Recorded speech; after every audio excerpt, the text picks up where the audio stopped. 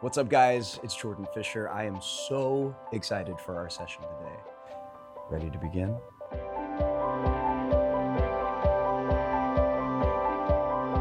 As Ali said, I'm Tony Shepard. I'm originally from California. Somebody else here from California? Thanks. Can I get a ride home later? That'd be great. 21 years at Disney in October. They tell me not. Thank you very much. Thanks. Please don't applaud. But when I came here, I was young, had hair, and none of it was gray. So as Ali mentioned, I do lead the artist relations team here at Disney. What we do is we are responsible for all of the celebrity visits at all of our Disney destinations around the world. Walt Disney World, Disneyland, Disney Cruise Line. I spent a lot of time on airplanes in places like Hong Kong and Shanghai. I get to go to Alani a lot. I have a terrible job. I have an amazing team. They are quite extraordinary. Listen, before we go any further, we bring on our guest. Can you please give it up for my friend Ken Gustafson? So, are there any Joey Fatone fans in the house? Yeah. Ken has been Joey's musical director for many, many years. So, hey, listen. Yeah, right. And you'll see Ken with Joey at the kickoff of Food and Wine at each of the beats. So you all want to go out there and check that out. It's going to be great. Really appreciate you guys getting up early to see me. I mean, I appreciate that. Enough of that. We've got a really fun morning planned for you guys, and all of us really appreciate you taking part. And thank you for getting up early. Jordan's really touched, I have to say. Speaking of, when I first took over the artist relations team 8 years ago, he was the very first celebrity that I had dinner with. And we have become incredibly close friends ever since. I don't have to tell you much about him, so let's bring him out. Ladies and gentlemen, my buddy Jordan Fisher.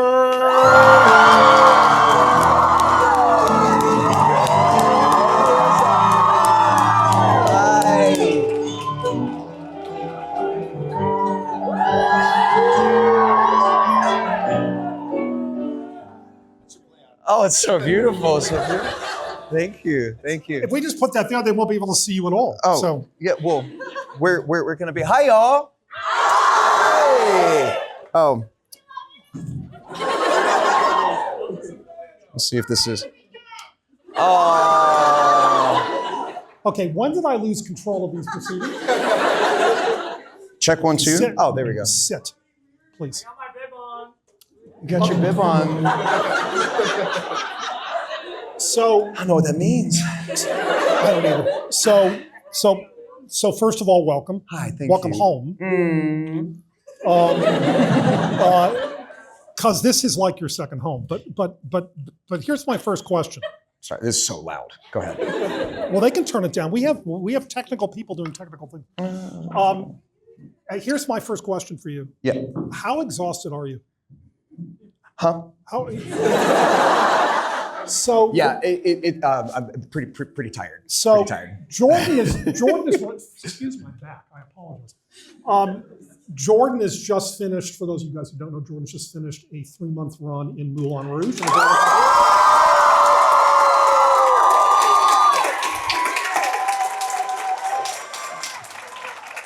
Did anybody get to see it? Anybody? Oh, okay. Who it is?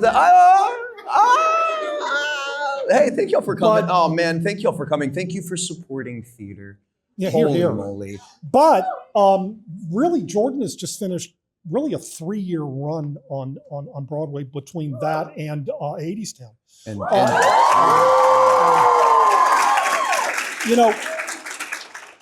Moulin Rouge it's such a slog. I mean, especially that second act, because for those of you who haven't seen it. Are y'all familiar with it? Like, if you haven't seen it?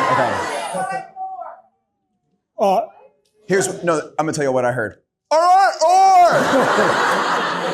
or what? Oh, we shy now, huh? Yeah, that's right. Ooh. So in the second act of the show, because his character becomes unreasonable beyond any stretch of the imagination. But he kind of goes into this spiral, and you have like 5 songs in a row that are just like absinthe induced. Yeah. It's putting on the red light all the time. It's interesting because Moulin Rouge was also, hi, good morning, everybody. I'm sorry.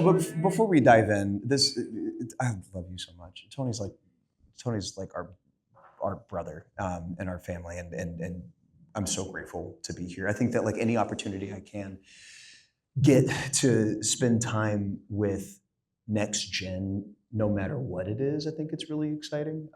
But we all know the magic of this place, and we all grew up understanding that, which is very much why we're all in this room right now. It means the world to me that you all signed up, and I know that a crazy number of y'all signed up, and that this is the room today, and I couldn't be more grateful for y'all. I know some of y'all camped outside. That blows my mind. Stop doing that. Yeah, there were y'all. Stop camping outside. Please sleep in your bed. So between this session and there is one behind it, about 800 people or so, over 3,000 signed up. Which is insane. So we're going to try to figure out how to do more of this. Like I can't. This is amazing. So I just wanted to love on y'all. Thank you so much for just give yourself back. Okay. By the way, I realized if we do it again, I can actually charge for it, which is make a couple of bucks. Anyway. So what cut will I see?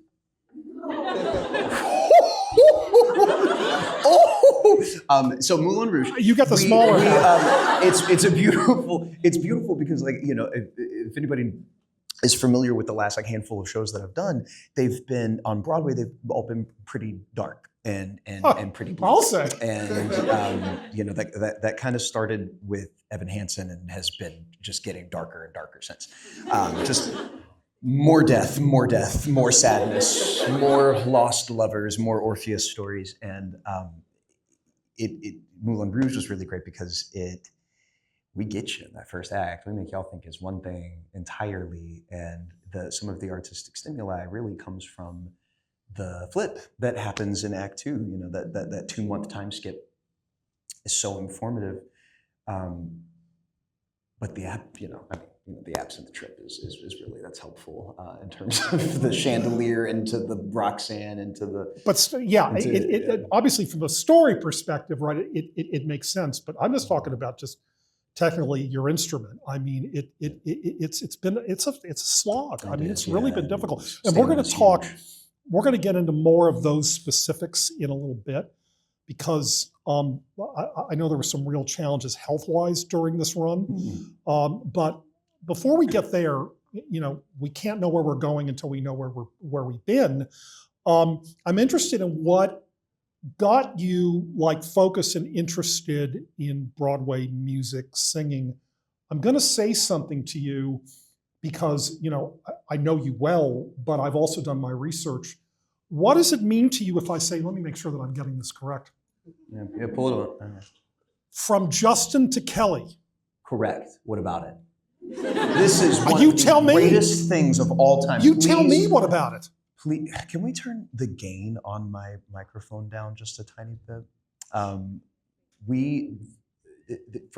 Does anybody know what I'm talking about? Please raise your hand if you were familiar. Yeah, nobody in the room knows. So no. Well, stand up. The old people. If you know from Justin to Kelly, the old people. This is okay. Whoo, that's the way. That's the way, y'all. Man, all my millennials, I love y'all so much. It's us, man. It so really Justin is and us. Kelly refers to Justin Guarini and Kelly Clarkson, who were the original 2 finalists on the very first season of American Idol. If you're unfamiliar, they thought Simon Fuller thought it was going to be an awesome idea to make a movie musical with the winner of American Idol and the runner-up, because what could go wrong?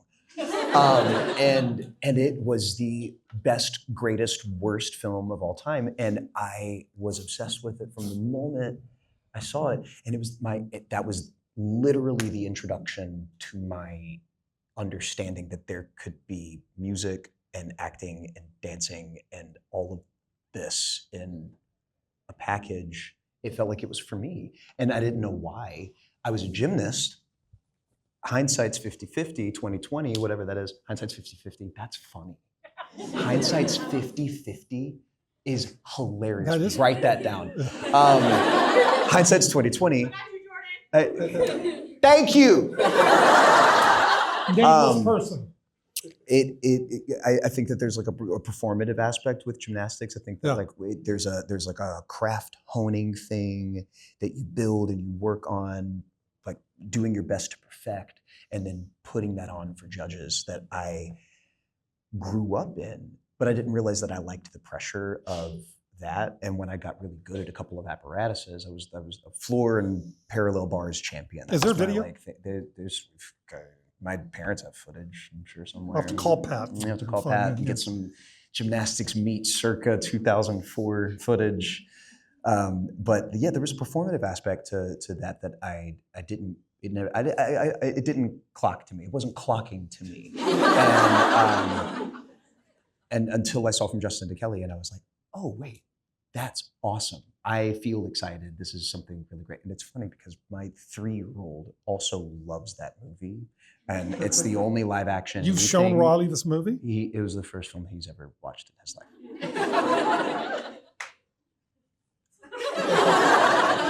What? Shane, will you make a note for me to discuss parenting skills with Jordan at dinner?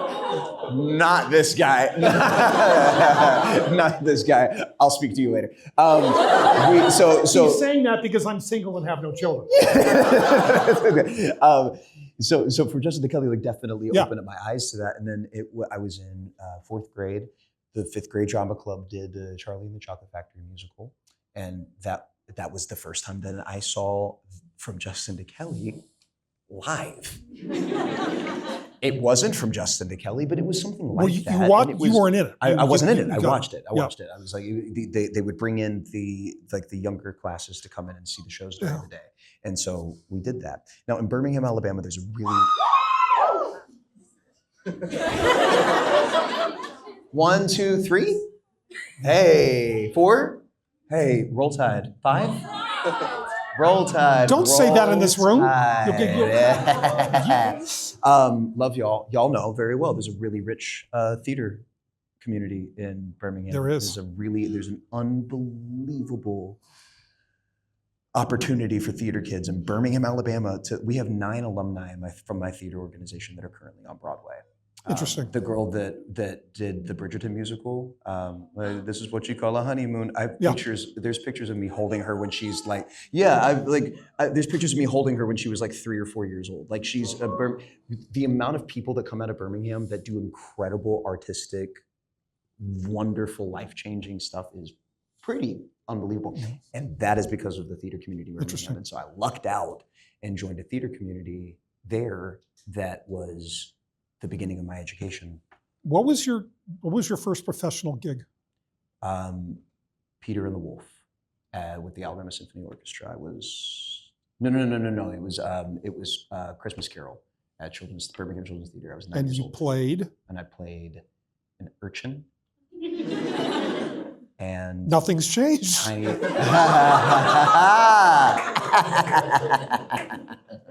I played an urchin and a Tiny Tim cover, and I never went on. But you know what? You got a huge. But I was dancing my little booty off. But you know what? You got a huge audience here. Say the line. Is it God bless? Yeah. Okay, thank you. Go ahead. God bless. Don't laugh. God bless. God bless us, everyone. I'm pretty sure that's how I sounded. I'm pretty sure that's how I sounded. And then first Broadway show was? This really cute little skit called Hamilton. That was crazy for so many reasons. My wife and I reconnected while I was working on that show. Like we were friends growing up in Birmingham, Alabama. We met when we were 9 and 13 years old. It's crazy. Yeah. You were there. That's right. It was crazy. What did you say? Oh my. What's your name? Security.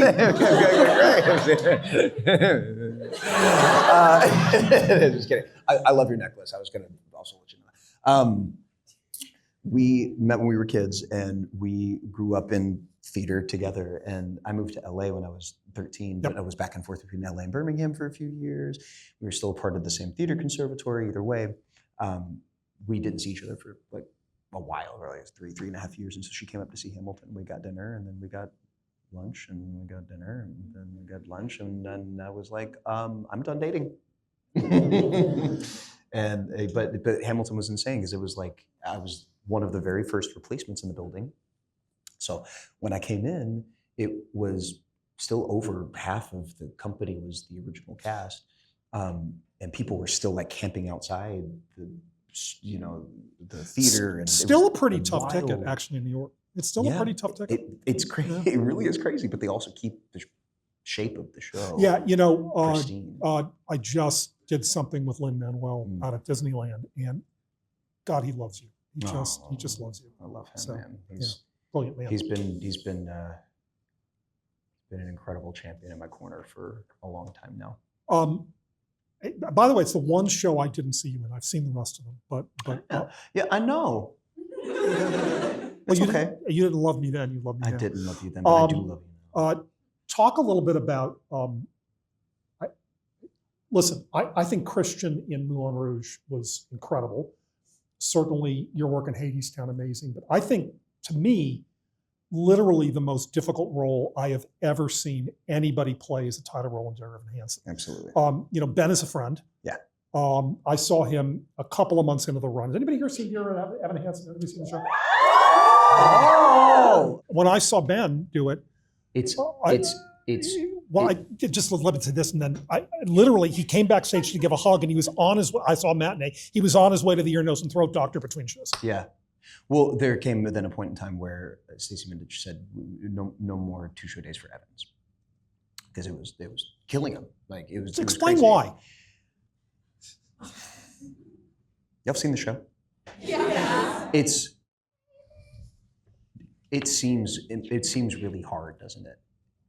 It feels harder. Does anyone or has anybody studied acting like on stage or any methods like Meisner, Stanislavski, anything like that? Okay, so I'm a Meisner guy, right? That makes emotional recall very safe for me. For those of y'all that don't know, I'll nutshell it without digging too much into curriculum. In Meisner method, like emotional recall really is about like placing triggers and presets so that you can access something so that it stays away from you, right? And it exists, like that moment and that emotional recall and what it elicits exists in that moment, but away from the person. And that I've worked really hard over years to perfect that so that in storytelling, hopefully you feel honesty from me. Hopefully you feel like you're watching a human exist rather than an actor act, right? And so with Evan Hansen, being Meisner, I'm not method. I don't agree with it. I think it's painful for the actor to like live in these spaces. The inevitability with certain tracks based on 1,000 things, the length of time that you spend on stage, the amount of dialogue you have, the amount of strain emotionally or vocally or physically that you have. A show can follow you home, and a role can follow you home. A track can. We had the saying in Sweeney where you have to wash the blood off in your room, and the blood has to stay there. It has to go down the drain because you can't take the darkness and the after Sweeney Todd home with you. It's an almost 3-hour show, and if you take that home with you, you are just hurting yourself. And so with Evan, Josh was, because I was just with Josh Groban. Y'all know who Josh Groban is? if you don't know him, to know of, but like if you get a chance to meet this man, he's the loveliest human being. He's the sweetest creature. he's so lovely. I love him almost more than I love you. Almost. I didn't say it more. Crazy. I got a text. It's a crazy thing to say. We'll send him a selfie. But he'll say the same thing. It's like he had to. Oh he yeah, probably said 100%. That's why I brought it up. Got to wash the blood off. And so with Evan, after all is said and done, it's like you get to the very end of Act 2, and then you still have words fail. It's like after all of the breakdown and the crying, and then you finally like unveil the truth. Then you have the hardest song to sing in the show. And then you have more like emotional stuff with Mom, and like there comes a point with Evan where it just like he sits kind of heavy on your shoulders, and then eventually I can imagine you take him home. So it was a very formative time, I would say, in my career and in my life.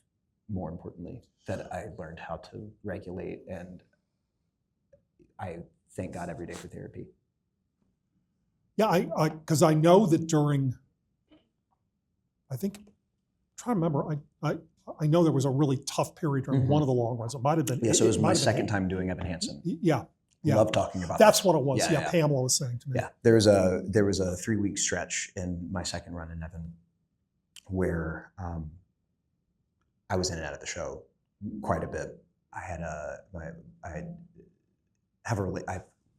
it's like I had an eating disorder. I have an eating disorder. I have a really good relationship with my eating disorder. I've like done such beautiful work to understand what that is and how to have a relationship with it so that it's not this big scary thing, right? And it was not under my control. I didn't have a relationship with it.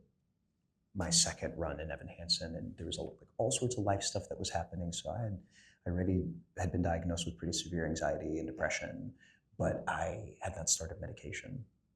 And so I started medication my second run of Evan Hansen, and that with my eating disorder, it was a tough time. It was a really tough time. So I would go and I would do one show, and it would take me 2 days to recover from doing the show. And then my doctor eventually had to pull me. And that was, I remember this like it was yesterday because it was a really difficult time. It was difficult for your friends too. A lot of people were pretty. I remember you being very worried, and I was terrified, and calling and all of these things. And then I'm so grateful.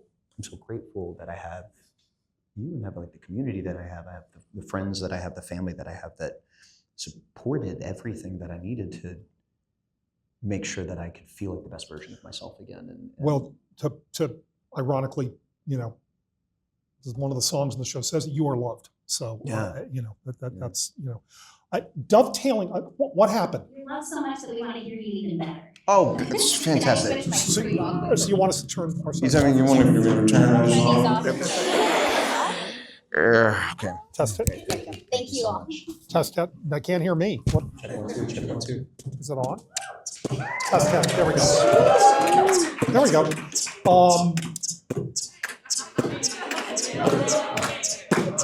I never met nobody like you. Have friends and I have buddies. It's true, but they don't turn my tummy the way you do. Never met nobody like you.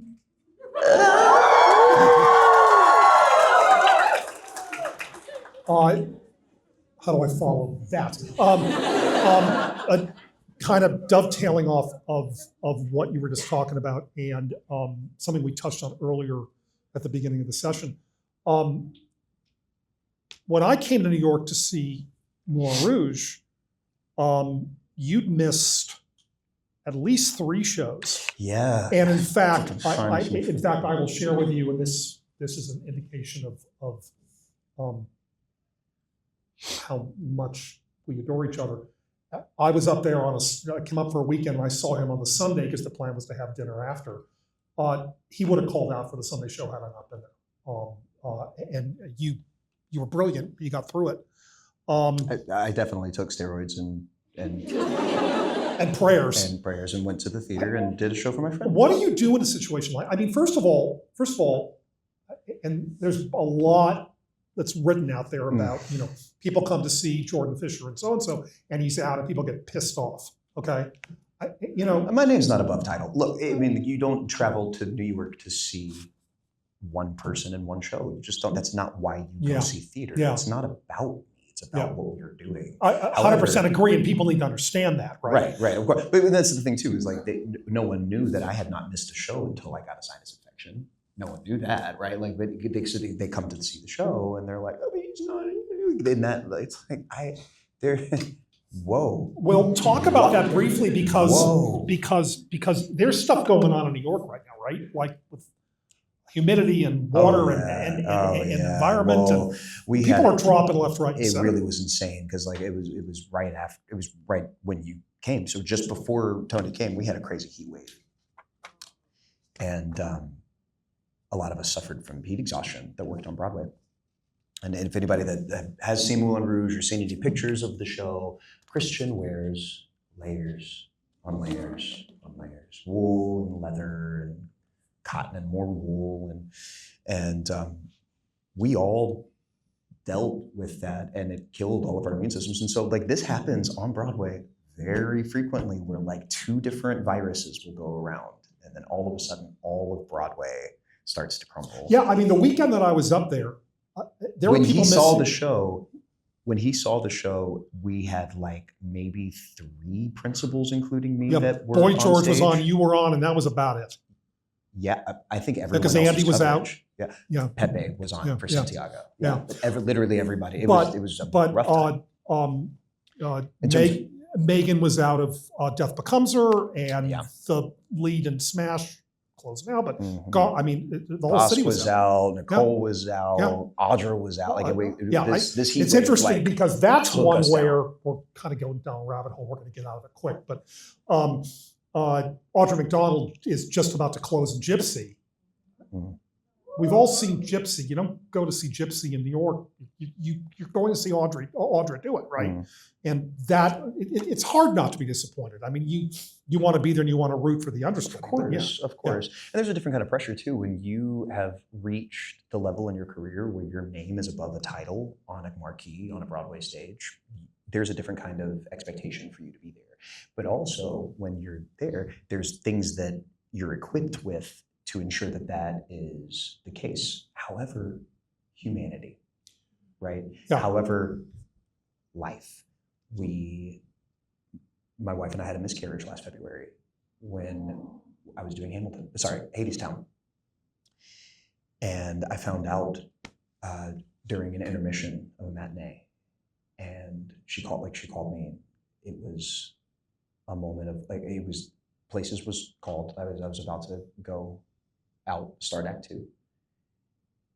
And I was like, what do you need from me right now?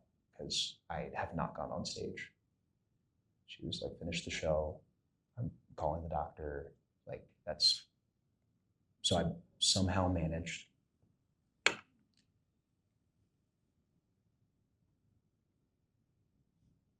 to get through Act 2. And you can't be prepared for anything like that. And that night, I was tagged in a video about a woman freaking out because she traveled in and she brought her kids, and she was letting me have it on TikTok about how I'm not there and how I should be. Like, of course, I didn't respond because I don't give that energy. There's no Never. I have too much good to want to lift up, and so I simply don't engage. And in terms of social media, it's how I feel about social media, and I've got a really good social team that makes it look like I'm engaged on social media very, very well. And but I'm not. I'm reading books, and I'm being a dad, and I'm playing video games and watching. Y'all know how anime. much of a reader Jordan is? He's a. It's become a bit of an issue. Well, again. Well, he's saying that. It really is. I'm reading too much. I'm reading. Yeah, some of the. Was that? It helps you memorize lines. Baby, it helps with so much. It helps you. It helps your sleep. It teaches some. It teaches a lot. There's no type of education ever more important than literature. 100% agree. You can look back in history and look at people burning books and banning books and taking books away. That's for a reason. It's the most portable form of entertainment. It's the best thing for your imagination. I've become a better partner, a better friend, a better father, because I pretty much stopped being on social media and have replaced that with reading. Let's go there. Married man. Man, y'all, she's so bad. I was going to say, she came down this morning when I picked Jordan up to say hello. She had on Mickey slippers. Jordan, where'd you get married?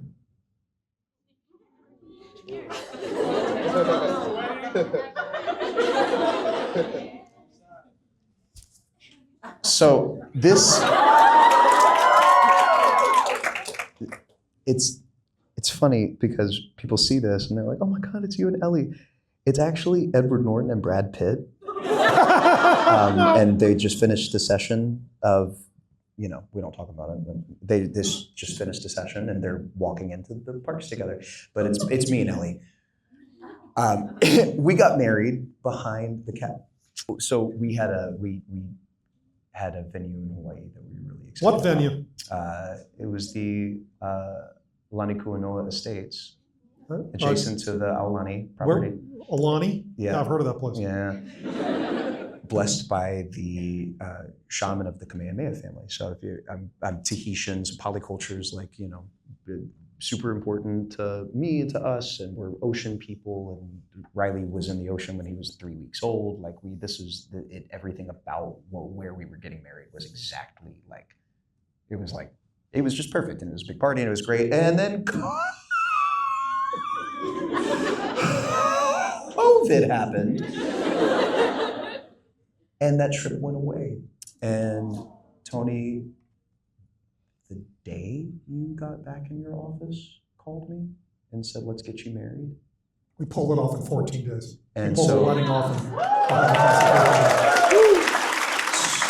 So Ellie is in LA, and we're in the midst of literally, I'm producing a film in Vancouver at that time, and we're every single day trying to figure out when I've wrapped the film. Are we just going to go to the court? We're just ready. So during COVID, 2020, at midnight, no one else in the park except for me and Ellie and our 30 closest friends and family. And me. And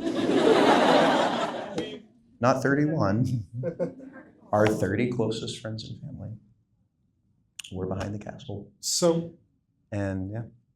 It was a magical night. It was, I can't even. So. There's a video, y'all have never seen it for a reason. So question, but you didn't get to get married at Alani, right? Because that didn't happen. No, we did not get to get married at Alani. So I spoke to the Fairy Tale Weddings team. We're going to give you a vow renewal at Alani.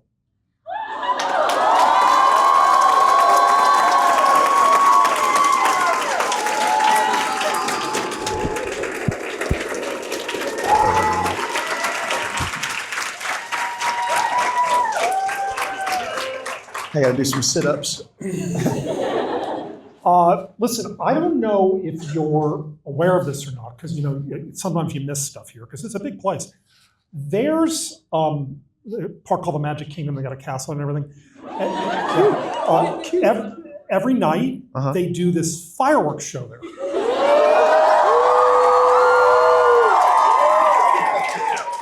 And in addition to this fantastic indie female singer named Angie Gay, there's a boy singer who sings the song. Corbin Blue? I just saw Corbin. He was just here. It's in London, he's killing it. Tell us how Happily Ever After happened for you. Y'all, listen, don't feel a type of way about me when I tell you all this story. It sounds crazy, and it's gonna be I can't believe your life. You have to remember, I started working when I was 9 years old. So this has been I did not come from nowhere. this did not happen overnight for me.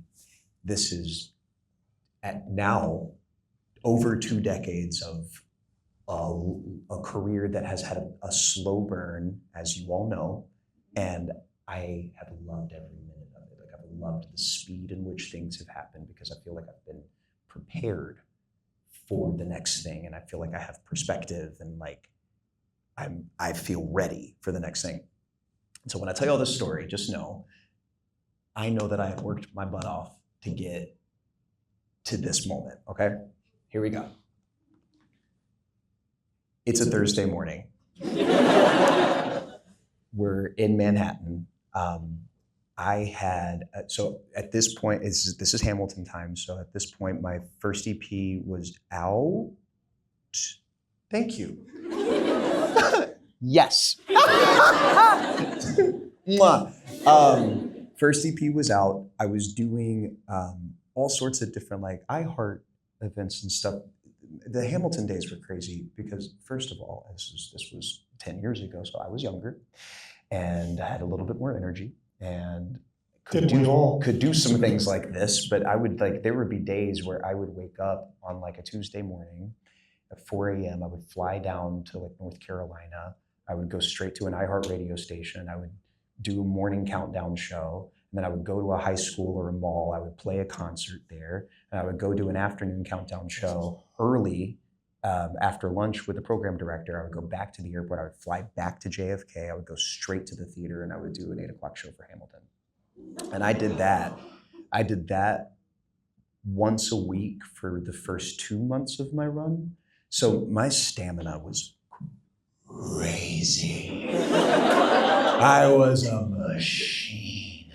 I was saying yes to everything. I was doing everything. I was just in like build mode. You know, I was like, my head was tucked. Grease Live happened. I had my 15 minutes. It was like, yeah, Grease, thank you. Still don't really understand why that happened, but I'm very grateful that it happened. Like I sang this song on Grease Live and it literally changed my life the same way that Do You Want to Build a Snowman did on Disney Channel. It was like, I can measure my career by these moments that like rent was due and I showed up. And thank you. Like rent's always due. Always do. Don't y'all pretend like it's not. Out of fear of what? Being cringe? LOL. I'll take the check. Thank you. This time in Hamilton was crazy. I was just doing everything. It was wild. And so I had a Thursday finally off. I had a chill day. I had nothing going on. So I was gallivanting. I think I was going to meet a friend at the Smith for brunch. Okay, this is when the story starts to get a little okay. So I'm strolling up Fifth Avenue. I'm headed to get brunch with a friend that also works on Broadway. We both work on Broadway. I'm almost dead. What was she doing at the Sunset at the time? The Sunset Boulevard with Clint at the time. Like, we're on Broadway. We're doing our thing. Look at us living our lives. Boom, bam, boom. I got an email. Oh, there's an offer for a voiceover character. I'm on Broadway. I got offered. And we finished lunch and I'm like, this is amazing. I'm having champagne on a Thursday. I'm working on Broadway tonight. It's amazing. I'm on Broadway. Look at me. This is awesome. I leave the restaurant and I'm going to the subway. And I get to the top of the stairs to go down and I get a call from my A&R at Hollywood Records at the time. She goes, I'm just curious, is this even something that you would be interested in? So you have an opportunity to make the music for the new fireworks show at the castle at Magic Kingdom. I said,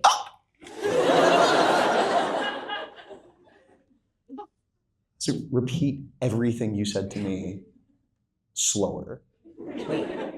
She's like, would you want, yes. As a Wishes super fan, this is a bucket lister that you don't even write down because it's not even who gets to do this. Beyonce's not doing it. You know what I'm saying? like I'd never even, I was like, man, that has to feel so amazing. Of course, like, you know, to be kind of crystallizing people's experience with Disney. Like, how amazing is that people save their good news for that show. They like, people save life moments and things that happen for that show. And I knew the power of it, but I didn't even think that I could even dream of doing it. And so I still don't even really know how I got asked or why. I just am very grateful that it happened. My favorite memory, I will share this with you guys, was when they brought the show back, and this was not planned, you guys. It just by sheer happenstance. Yeah, by sheer happenstance, guys, it's crazy. We didn't do anything to make it. He was here. Yeah. He happened to be on property when we brought it back the second time after that fantastic show, Enchantment. Hey, you're right. You're right. That we did for the 50th, and we decided he was here, and being in the Magic Kingdom that night, all of us together, you, Ellie, and I, was magical. It was great. Oh, it was unreal, and it was in that moment that Ellie and I looked at each other and we were like, we might be able to bring our kids here one day. And last year we got, not even last year, January. Yeah, that was so fun. I have a video on my phone. It's so cute watching Riley like running around, rolling around in the West Lawn. You said something really interesting. You said you make time for work. Mm-hmm. Your job is your family. Talk about that. Oh, maybe it's that. I don't really, how do I articulate this? I think that we actors have a, there's like this thing about being as authentic as possible, right? Like, I can't stress this enough. I don't care. I really love my job, and that's really it. It's not who I am. I'm a dad. I'm a nerd. I'm a video game playing, book reading. I like to cook. I like to do some mixology. Handsome man is like walk up the aisle. It's just like a shot. Yeah, I mean, Very she was strutting too. She was ready. Yeah, and there's just, I think that like life is really educational. I think that when you let it be very informative, life can really help. By living and going through certain things, you can make different decisions in your life and like adjust your mentality towards certain things that give you the foundation that you want for the things that are really important, like a family. Like for me, I grew up with the most amazing parents in the world. My dad coming home from work every day and like being excited for us to do the same thing every day, which is like watch Wheel of Fortune and then watch the new episode of Friends and eat dinner at the coffee table, like melt down in the living room and our cute little blue house in this little football town called Trustful, Alabama. And like we did the same thing every day. And like he came home and he was so happy and he had a family and he's loved and we loved him. And I was like, that's being a dad and like having a family. That to me is success. And that was instilled. I like picked that as a kid. I was like, that's what I want in my life. And I just so happened to also fall in love with what I do, all the different things that I do in the entertainment industry, the different hats that I wear. And I let that sustain us. I let that pay our bills. And I also happen to love it, but it's not what I get up for every day. It's just not. Like, have you seen my family? Have you seen my kid? If you spend 5 minutes with Ellie and 7 minutes with Riley, you get it. It's like, I just want to like live life. And by the way, it's one of the most beautiful children I've ever seen in my life. Thank you. Thank God he looks like his mother. Yeah, right. It was right. Like, it was right there. I went for the he's no. He definitely doesn't. I'm very grateful for that. He's got my lips, but I was like, I want my lips, but you have everything. Give him everything else. He's got Ellie's hair. It's fantastic. But he's now like get real tan real quick, and she's like, right, he is black too. But I'm like, that is correct. He's beautiful. He's like the kindest 3-year-old I've ever met in life.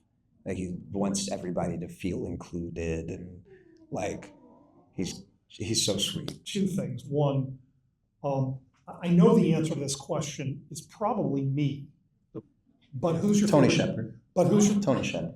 your favorite Tony Disney Shepard. character? Is me? Tony Shepard. My favorite Disney character, so it's a few. Well, that's not the question, but okay. Well, I find that my answers are interesting, so let's see. Yes, they are. Steamboat Willie has been my longest obsession. I collect Steamboat Willie plushies and toys and things. So I have the most of those, if they haven't been torn up by my dogs or claimed by my son. My favorite Pixar movie of all time, actually, we're gonna go ahead and just say my favorite Disney animated film of all time, period, Pixar or Disney animation, is The Incredibles. Yeah. Another one coming. What's that? Another one coming. Thank you, God. Can y'all believe that they picked us right back up with The Underminer, right where we left off 17 years ago? I'm like, no. Now I have a microphone on Disney property. I'm going to talk about this. Don't we all want to know and see Jack become the greatest superhero of all time? Don't we want to see that? Oh my gosh. Should have hired me. And then Edna Mom. She is my favorite Disney character to answer your question. Edna Mode is my profile picture on Disney Plus. I'm about to get a really cute Edna Mode tattoo that I think I love that. is going to be very cute. And this is a hard-hitting question. I don't want you to get emotional. We've already been there in this session. It's okay. Just try to hold it in, okay? Yeah. Who do you think Liv should have ended up with? Hey, I'm here for you. Oh my God. It's crazy that this is controversial. If I had my phone on me, I would have called Dove just now. Because we have the answer for you. Oh, too bad Dove's not around. Bummer, dude. Yeah, so we got Dove and the showrunners and I all talked about this well after we finished the show and talked about if we were ever Liv and Holden relink in New York working on Broadway. Oh, there you go. Are y'all happy? He becomes an MD on Broadway, like a music director and composer, and she ends up booking a show that he's doing, and they relink, and that's how. So when we think spinoff, we think about Liv and Holden as successful Broadway people, and the show's about their kids. I think I might get emotional. Quick question for you. Are you having a good time? I'm having a wonderful time. Good, because we got to go. So listen, there's nothing else we're going to do, right? We can leave. Sing what? He talked so long. So, guys, his voice is like shot, but he has graciously agreed to sing Happy Birthday. No, I'm kidding. And by the way, I brought this guy in for this very reason, so will you sing one? Yeah, we'll do this. Can y'all just do me a favor? If you know this song, if you know it, would you please sing it with me? And would y'all please tag me in this video so that I can have footage of this, because y'all don't understand how special today is for me. You ready? Yeah, man.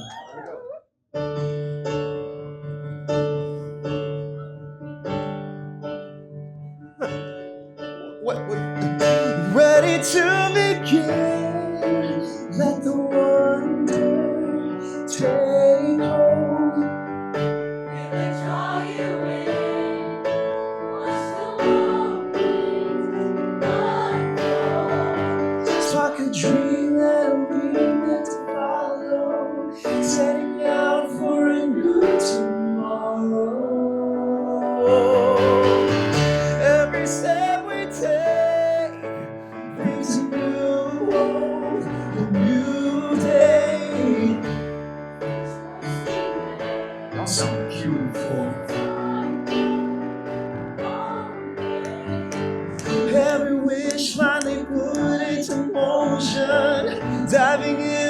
with our hearts wide open. The stars, so sweet. When we look inside, there in your eyes, it's just beginning. Feel your heartbeat faster. Reach out and find your happily ever after. Find your happily ever after.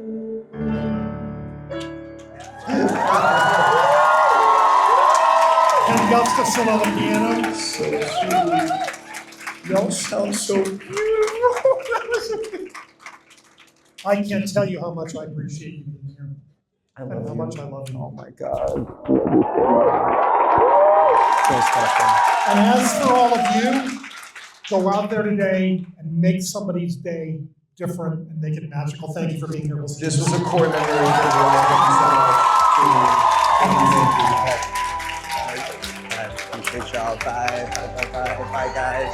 Thank you so much. Guys, thank you so much for coming today. I hope you had half as much fun as I did, and hopefully we'll see you again very soon.